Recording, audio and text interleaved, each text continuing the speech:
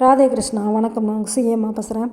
படித்ததில் பிடித்தது அப்படின்னு சொல்லி இதுக்கு தலைப்பு கொடுத்துர்லாம். ஏன் அப்படின்னாக்கா, இப்போ நான் படித்து எனக்கு பிடிச்ச விஷயங்களை அவங்க கூட பகிர்ந்துக்கிறேன் அப்படின்னு சொல்கிறேன்.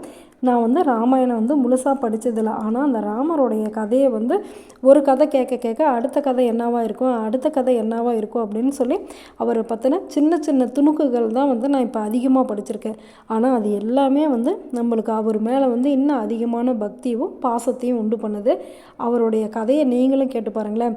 நம்ம கடவுளுக்கு எல்லாம் தெரியும், கடவுள் என் கஷ்டத்தை தீர்க்க மாட்டேங்கிறாரு அப்படின்னு சொல்லி நம்ம கடவுள்கிட்ட முறையிடுறோம். ஆனால் அந்த கடவுளே பூமியில் மனிதராக பிறந்துட்டாருன்னு வச்சுக்கோங்க. அவர் மாதிரி கஷ்டப்படுறவங்க இந்த 14 லோகங்கள்லேயுமே யாருமே இல்லை. எதுக்காக அப்படின்னாக்கா, மனிதர்களுக்காக தான் கடவுள் இவ்வளோ கஷ்டப்படுறாரு. இதை நம்ம எதுலேருந்து தெரிஞ்சுக்கிறோம் அப்படின்னாக்கா, ஸ்ரீ தேவி பாகவதத்தில் 4வது ஸ்கந்தத்தில் பூமி தேவியின் புலம்பல் அப்படின்னு சொல்லி ஒரு சாப்டர் இருக்குது. அதில் மகாவிஷ்ணு அவருடைய கதையை சொல்கிறாரு. கேட்டு பாருங்களேன், நீங்களும் உங்களுக்கு புரிஞ்சிருக்கும். பூமி தேவி தன்னுடைய பூமியோட பாரம் தாங்க முடியல அப்படின்னு சொல்லி பிரம்மா கிட்ட போய் சொல்கிறாங்க. உடனே பிரம்மாவை என்ன பண்ணுறாங்க, மகாவிஷ்ணு கிட்ட போய் சொல்கிறாங்க.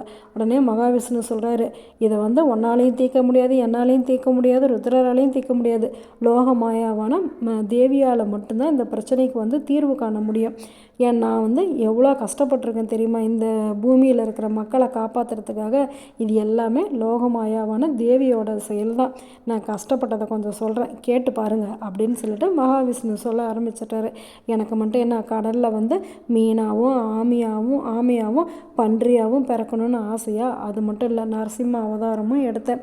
ஜமதக்னி அப்படிங்கிற முனிவருக்கு பரசுராமன் அப்படிங்கிற பேரால் பிறந்து இந்த பூமியில் சத்திரிய அரச வம்சமே இல்லாமல் போகணும் அப்படிங்கிறதுக்காக நிறையா கொலைகளை வேறு செஞ்சுட்டேன். கர்ப்பத்தில் உள்ள சிசுவை கூட நான் கொன்னுட்டேன். அது மட்டுமா, நான் ராமராக பிறந்தது என்னவோ பெரிய அரச குடும்பத்தில் தான் பிறந்து கொஞ்ச நாள் நல்லா தான் இருந்தேன். அதுக்கப்புறம் எனக்கு பெரிய ராஜாவோட பொண்ணையே நான் கல்யாணம் பண்ணிக்கிட்டேன்.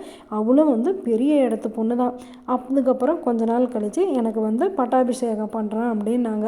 அதுக்கப்புறம் எங்கள் அப்பா அவங்க அம்மா பேச்சை கேட்டு என்னைய நாட்டை விட்டு காட்டுக்கு அனுப்பி மர உரி தடிச்சுக்கிட்டு மணிமுடியை இழந்து ஜடாமுடியோட நானும் என்னுடைய மனைவியும் கானகமெல்லாம் பசியோடும் தாகத்தோடும் கால்நடையாக நடந்தோம்.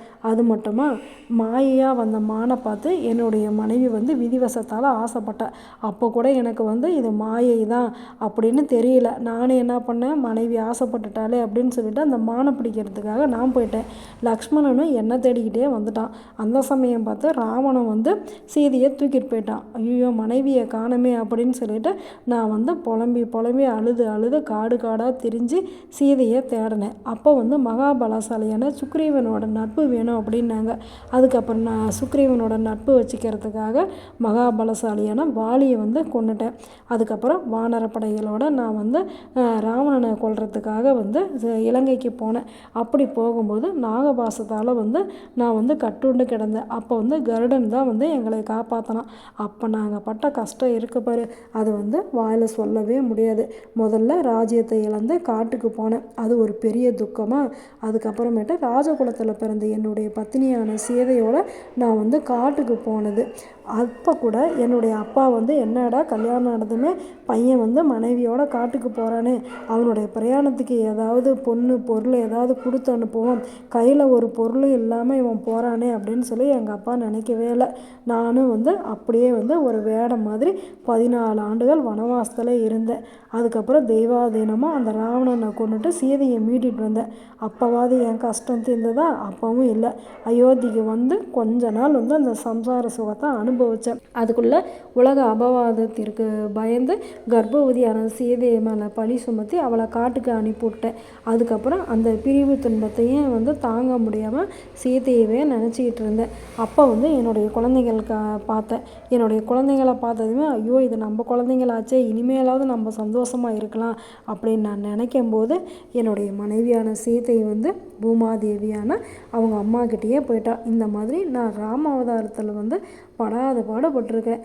இதெல்லாம் பிறர் ஆதீனத்தில் நான் இருந்ததால் பட்ட துன்பங்கள் தான்.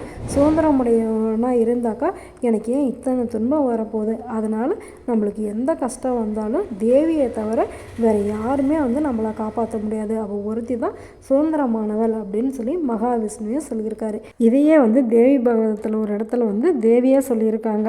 நீ வந்து மனிதர்களை காப்பாற்றுறதுக்காக எவ்வளோ கஷ்டப்பட்டிருக்க அப்படின்னு சொல்லிட்டு. இப்போ யோசிச்சு பாருங்கள், நம்மளுடைய கஷ்டம் பெருசா நல்ல கடவுளுடைய கஷ்டம் பெருசா அப்படின்னு சொல்லிட்டு. நம்மளை காப்பாற்றுறதுக்காக கடவுள் பூமிக்கு வந்தார் அப்படின்னாக்கா பூமியிலேயும் இவ்வளோ கஷ்டம் இருக்குது. ஆனாலுமே இந்த பூமியில் மனிதர்களாக பிறக்கணும் அப்படின்னு சொல்லிட்டு ஏன் கடவுள்களும் தேவர்களும் ஆசைப்படுறாங்க அப்படின்னாக்கா இங்கே தான் வந்து கடவுளை நம்ம விதவிதமாக அனுபவிக்க முடியும். அதனால தான் வந்து கடவுள் வந்து மனிதனாக பிறக்கிறாரு, தேவர்கள் எல்லாம் மனிதராக பிறக்கிறாங்க. அதனால தான் இத்தனை கோவில்கள் வந்து வந்திருக்கு. கோவில் அப்படின்னு சொன்னதுமே எனக்கு ஒரு யோசனை வருது. இந்த யோசனை உங்களுக்கு சரியாக வருதா அப்படின்னு சொல்லி பாருங்கள். அதாவது ஒரு ராஜா வந்து நம்மளுடைய நாட்டுக்கு வந்து நல்ல ஆட்சி கிடைக்கணும் அப்படிங்கிறதுக்காக தன்னுடைய குடும்பத்தை எல்லாம் உதறிட்டு படாத பாடுபட்டு இந்த ராம ராஜ்யத்தை நிலைநாட்டியிருக்காரு. அப்படியாப்பட்ட ராமருக்கு வந்து அவருடைய அயோத்தியிலே ஒரு கோவில் கட்டணும் அப்படிங்கும்போது எவ்வளோ பிரச்சனைகள் வருது பாருங்கள். ஆனால் கடவுள் வந்து ரொம்ப வித்தியாசமானவர். எப்படி அப்படின்னாக்கா எல்லாரோட மனசுக்குள்ளாரையும் பூந்து என்னை பெரிய பையனாக வைக்காதீங்கப்பா, மறுபடியும் சண்டை போட்டுக்குவீங்க, என்னை வந்து குழந்தை ராமராகவே வச்சு வழிபடுங்க அப்படின்னு சொல்லி எல்லார் மனசுக்குள்ளாரையும் பூந்து சொல்லி அவர் வந்து இப்போ பாலராமரை நம்ம எல்லாருக்கும் காட்சி கொடுக்குறாரு.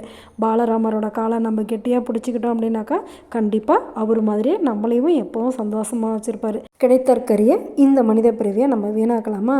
கடவுளோட பேரை பாடுவோம், கடவுளோட புகழை சொல்லுவோம், கடவுளோட கதைகளை படிச்சுக்கிட்டே இருப்போம். படிக்கலாமா? நல்லது நினைப்போம், நல்லதே நடக்கும், ஆனந்தமாக இருப்போம். ஓகே, பாய். ராதே கிருஷ்ணா.